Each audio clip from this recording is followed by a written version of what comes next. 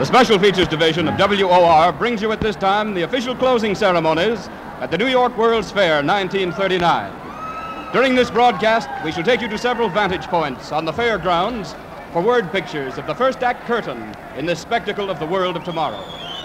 But here, in the Mardi Gras Casino, is WOR's World's Fair reporter, that old smoothie, Ed Fitzgerald. Take it, Ed. Good morning, neighbors. Good morrow. This is it. This is the deadline. The witching hour at the great international exhibit known as the New York World's Fair. Gray, weeping skies greeted this day and brought probably one of the smallest crowds of the entire year. It rained and the wind blew, but they came to have fun. Extra police precautions were taken on every side to protect the property from sabotage and damage. However, many of the exhibits closed down to avoid what they thought might be unruly crowds. However, I might say it's been very quiet, there's been no disturbance, and it's been entirely too wet for the boys to play rough outdoors. However, here, in this Mardi Gras casino, some 3,500 enthusiastic young Americans are jitterbugging like mad to the splendid music of Jack Teagarden and his boys. I think it would be futile and a waste of time for me to discuss anything beyond this point, so I say to you, Mr. Teagarden, please play your swell number, Man and His Dream.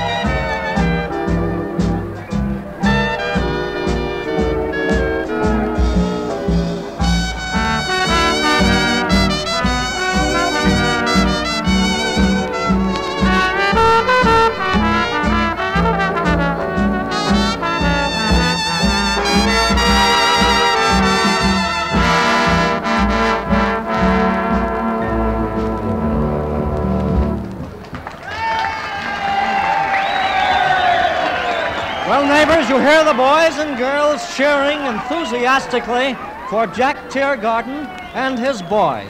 I want to tell you I have never seen such a spectacle as this in all my life. Outside, it's raining and storming like mad. Inside, we've got 3,500 enthusiastic young jitterbugs, young Americans living for the world of tomorrow.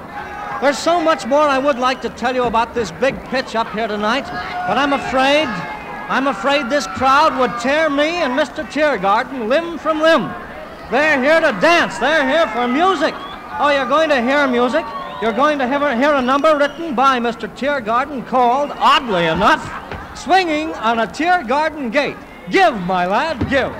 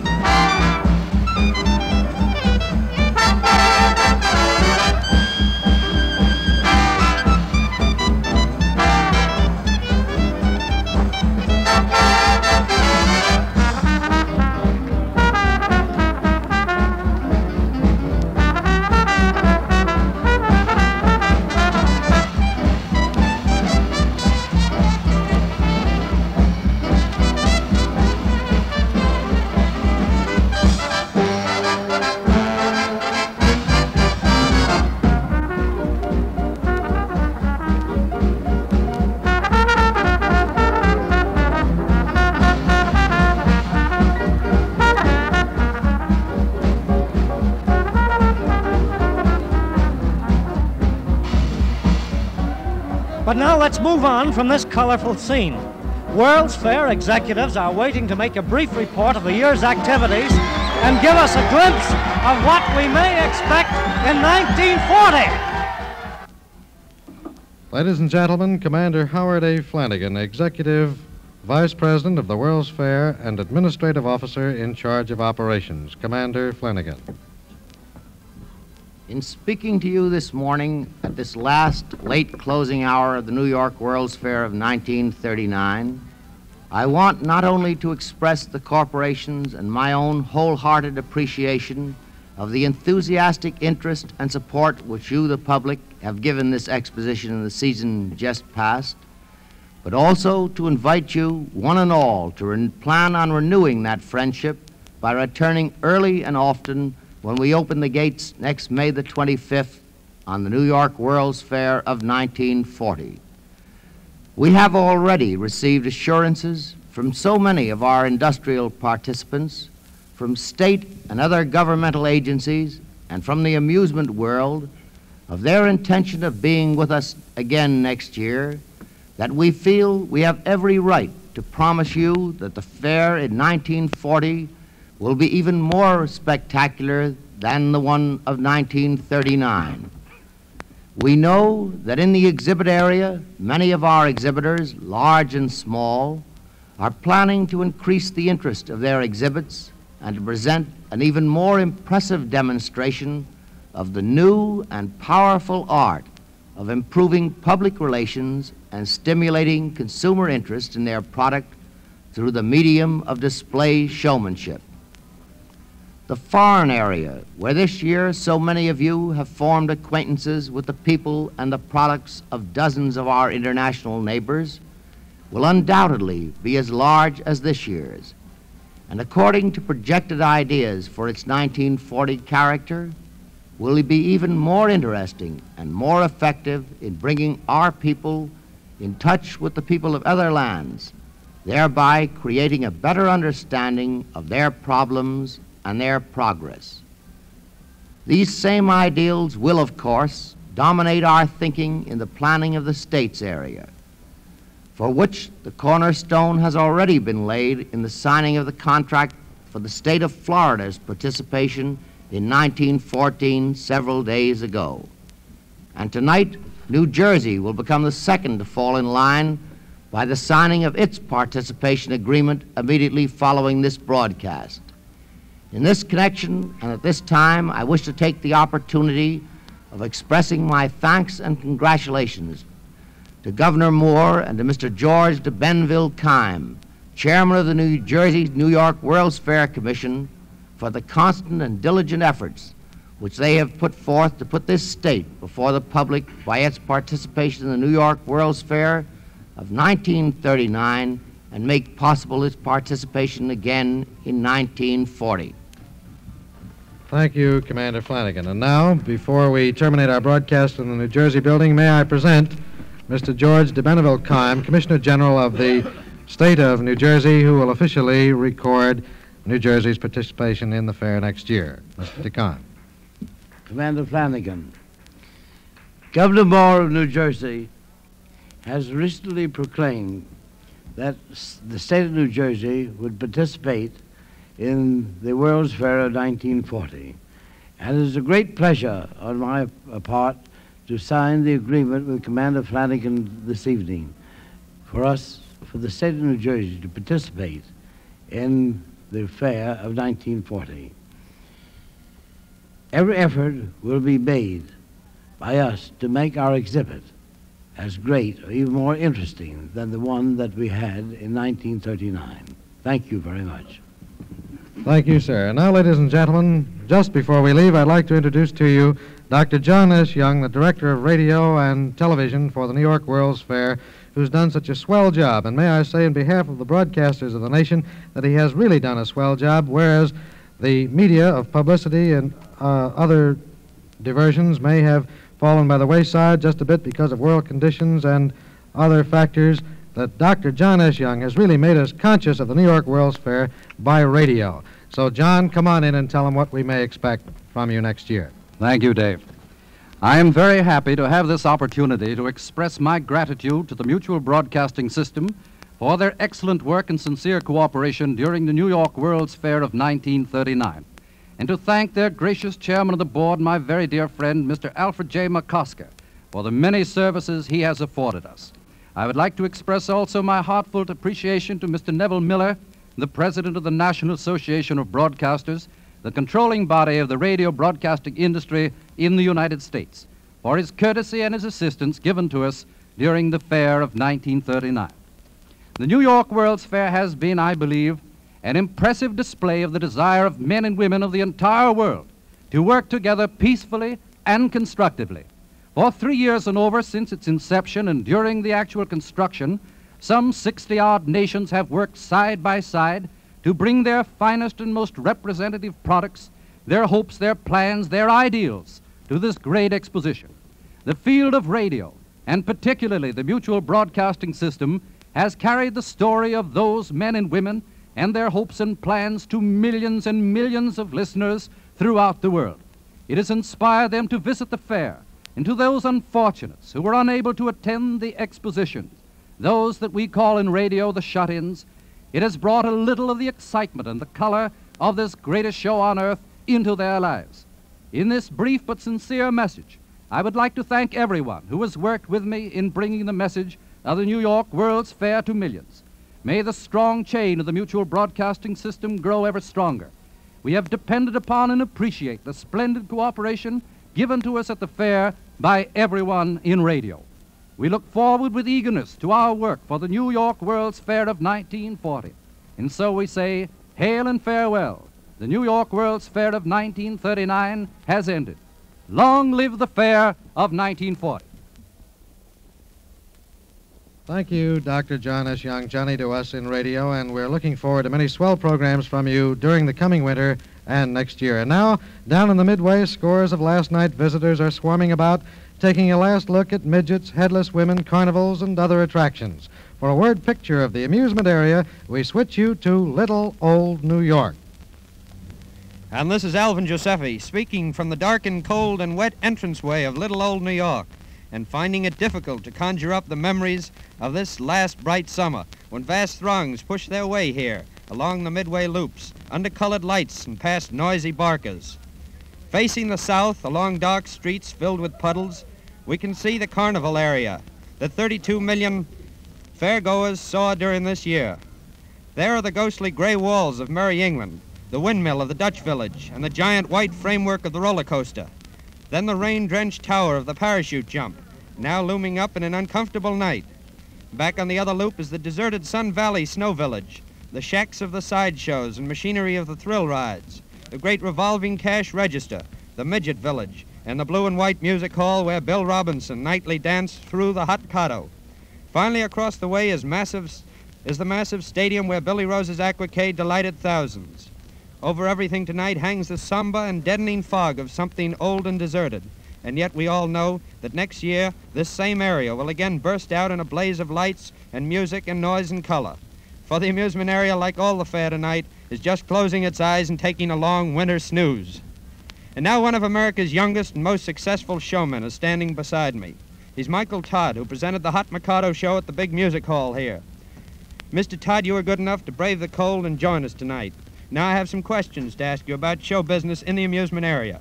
You brought the Hot Mikado out here after it had been a successful Broadway play. Was it just as successful out here? Indeed it was. Well, did you have to make any changes before bringing it here? We cut the show a little, shorter running time, so as that we wouldn't keep the people in the theater too long, so we could enjoy the rest of the fair. What are you going to do with it this winter? We're touring the show. We're opening in Hartford this week, going to Boston next week. I'm standing on a bally stand, so I can't resist a plug for the show. Matinees Wednesdays and Saturdays in Boston next week. Is Bill Robinson going along with you? Yes, indeed he is. Bojangles himself is going with us. Well, Mr. Todd, are you going to be out here again next year? I expect to be here at the Hall of Music. What are you going to have with you here? I'm going to do a show, a review, designed especially for the fair. Do you think showmen have learned any lessons from this year's fair? Well, I should think they would. Of Across from us is Billy Rose's Aquacade, which played to millions. Correcting you, you said thousands, 5 million to be exact. I'm not Rose's press agent, but he did such a great job, and he showed all us showmen what can be done with intelligent showmanship and at the right price. Do you think people's tastes for carnival entertainment have changed? Definitely. I feel as though the radio and newspapers have, I'll say smartened up people to the extent where there are no more rubes. You've got to give them a great show and at a small price. Well, therefore, do you think it follows that there'll be more of the extravaganza-type show out here next year? I'm sure there will be. Besides you, do you know of any others that will be here? Well, I know, I'm sure Rose will be here. With something new, eh? I imagine it'll be new, knowing Billy Rose. All right, thank you very much, Michael Todd.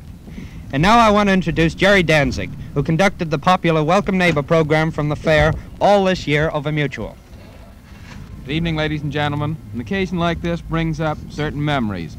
Alvin spoke of some, Dave Driscoll earlier in the evening, and Ed Fitzgerald, the World's Fair reporter. And I can't help looking back and remembering an evening back in March when May LaGuardia sat down with Dave Driscoll and me in the quiet studios of WOR. Because standing out here now in this rather lonely, rather deserted place with our few distinguished guests, with Bill Card of the radio department of the fair standing here holding his coat practically over the microphone so that the cold wind won't whistle down so that to destroy your listening pleasure, it's a far cry. A long haul, and as a cop said or a policeman said to us this evening, the only activity out here is the closing of doors. We've been sitting indoors a few minutes ago by a heater, so that gives you some idea of perhaps what it's like around here. Now and then a boy or a girl goes by, sometimes in twos, sometimes in fours, and so on, to say hello, but all's quiet on the front here. But now here's a guest, a distinguished guest, because his attraction is also an outstanding one, Commander James H. Strong, the designer and operator of the parachute jump here at the fair. Commander, you stopped your operation when? How long ago? Sunday night. Too much wind and... The weather was too wet and too much wind. Well, what are your plans for next year, sir? Well, we're negotiating with the fair to probably take the tower down and move it up to the other end of the fair. And I heard something about the fact that you may also increase your capacity. Is that right? We, at the favorable location up this other end, we'll probably double our capacity. How many people rode on the parachute jump? Over 500,000, about 551,000. Which is indeed a very large quantity. Sir, I remember the thing that stood out most, and probably the memories of all of our listeners, was the occasion in which one of the jumps stuck, or rather one of the parachutes stuck one night. What was the ultimate effect of that? Did that keep people away, or did more people ride on the fair? On the contrary, keeping them away, the people just came down there to ride that particular chute. And that was the ultimate effect of it? Well, the reaction was they saw that the ride was perfectly safe and they couldn't get hurt, and actually they wanted to come down and ride that particular chute. All right, sir. Well, thank you very much for coming down here and joining us in our little circle of people here this evening. And now here's Alvin Giuseppe with another guest. There's a young man here who many of our listeners will remember seeing and meeting while at the fair. His name is Harry Spear, and he's tall and angular. Harry, you worked all year right here at little old New York, didn't you? Yes, I did, Mr. Giuseppe. What did you do? Well, my name is Chuck Connors. I am the mayor of little old New York. Anything I can do for you lovely ladies and gentlemen, it'll be a pleasure. Any spots you boys can't get into, just tell them Chuck Connors sent you. You'll be all right, because I'm your pal. Yes, I am. That was your spiel, eh? Yes, it was, Mr. Giuseppe. Well, maybe many of our listeners remember it. What are all you entertainers going to do during the winter, Harry? Well, I had a great many conversations with most of the performers on the amusement area, and from what I gathered, some of the barkers have jobs with carnival shows touring throughout the country. A great many of them are going home to their wives and sweethearts they haven't seen for over 5 months. A lot of the chorus girls have jobs with the cafes in New York, such as the Paradise Restaurant, the International Casino. Just a little plug for them. I'm sorry. I didn't mean it. And my own little show in little old New York, we're touring on the road. We open in Stamford, Connecticut, at November 11th. We're having Pat Rooney with us and our orchestra and the Chester Hale Girls, and we hope people will come to see us. Well, Harry, will most of you be back here next year? I hope so. It looks very promising. You think there are a lot of shows lined up for you? Yes, I do. You practically lived in this amusement area during the year, Harry. What were some of the highlights you witnessed? Or let's give just one. Time's running short. The highlight of the year for me, Mr. Giuseppe, was the way I got my job. It was very unusual. The opening night, you know, they had announced that Eddie Cantor and Burns and Allen would appear in person. And they did at 7 p.m., and then they left. But the barkers outside continued to announce the presence of Eddie Cantor and Burns and Allen. And 9,000 people jammed the square. I was sitting on the terrace of the Knickerbocker Inn, and the people who didn't see Cantor or Burns and Allen, they yelled for their money back. Gosh, it was a riot. Pandemonium reigned. So I thought I'd take a little chance, and I went upon the Bowling Green stage, spoke to the audience, had a little trouble at first, but was fortunate to win them over in a measure, and I gave impersonations of Cantor and Jessel, sang a lot of songs and told some jokes, and did a show by myself for 40 minutes. The executives were sitting on the official balcony. They sent for me, asked me who I was, and I said, why, I'm just a P.S. You got the job. Yes, thank you. You wowed 'em. Yes. All right.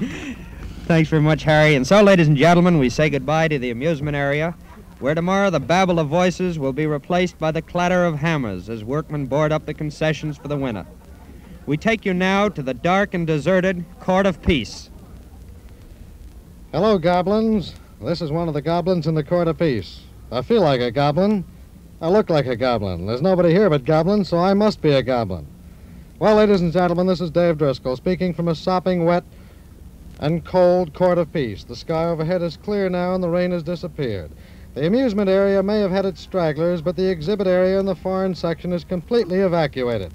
At precisely 9 o'clock, the goblins in the Lagoon of Nations put on their last show of the season.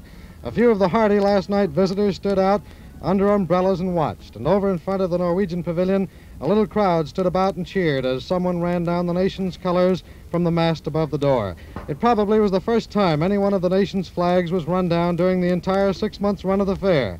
It sounds odd, I know, but even now the flags of other pavilions and other nations flap and blow in the wet air. A driving rain had beaten down on the World's Fair European front for the last 2 days, and this foreign section, as I said, is now inhabited only by Halloween goblins and the ghosts of some of the world's greatest personalities. On this very platform from which I speak have trod the great and the meek. President Roosevelt opened the World's Fair from this point. Their Majesties King George VI and Queen Elizabeth of England made a triumphal appearance here. The crown princes and princesses of Norway and Denmark spoke to their American friends from this platform. Cordell Hull, Secretary of State of this country, from this stage made an impassioned but fruitless plea for world peace. The high and mighty of international business, religion, science, and education walked across this court. Literally, millions of people have sat in the now wet and empty seats, listening or dozing. Truly, the greatest collection of names and intellect have assembled in this and other sections of the World's Fair. Likewise, in fairness to the worthy ones, this stage has accommodated plenty of persons who would be called phonies in certain society. It's true that if all the useless adjectives that have been bellowed and barked from this stage were laid end to end, we could all run around the world on them for 2 or 3 times. But before we leave this nerve center of the New York World's Fair, I'd like to say that this has provided America with the greatest display of history and progress, culture, and entertainment the world has ever known. There were a lot of harsh things said at times about personalities and procedure, but nevertheless there were plenty of people here tonight, people who came for the first time who wanted to come again. They will come next year, and they'll come along with the thousands who saw the fair on more than one occasion this year. I, for one, feel I passed up scores of exhibits that it would have taught me something, and I'm coming back next year. What has closing night been at the fair? Well, the weather kept merrymakers away, and the greatest celebrations took place within the exhibits where those who answered the inane and silly questions asked by some 25 million or more persons had their night, and they were entitled to do so. And so now, as we leave the Court of Peace, Taps by Private David W. Parker, private in the United States Army from Camp George Washington.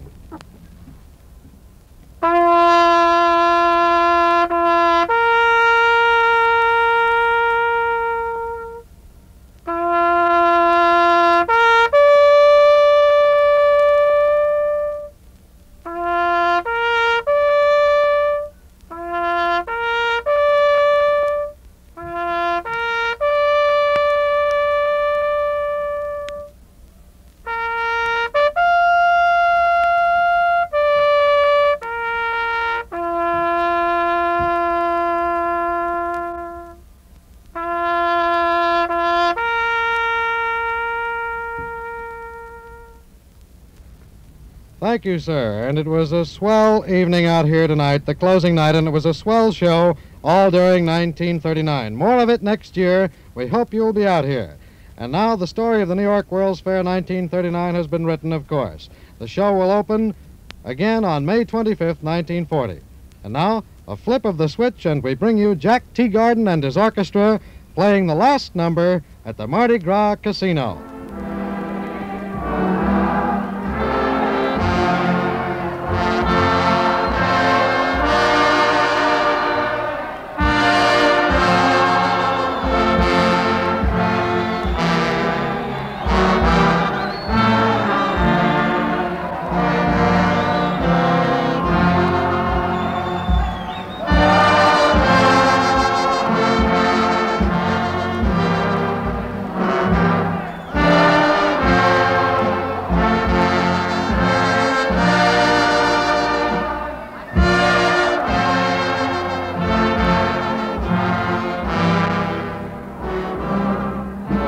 And so we conclude this broadcast of the official closing ceremonies at the New York World's Fair 1939. With the playing of Auld Lang Syne by Jack Teagarden and his orchestra, we leave you with the vision of an even greater New York World's Fair in 1940. See you next year, everybody.